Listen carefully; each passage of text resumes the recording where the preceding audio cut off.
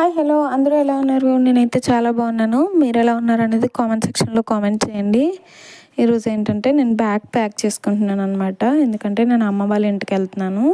So సర్ప్రైజ్గా వెళ్తున్నాను అనమాట. అమ్మ వాళ్ళ ఇంటికి ఎవ్వరికి చెప్పలేదు నేను వెళ్తున్నట్టు.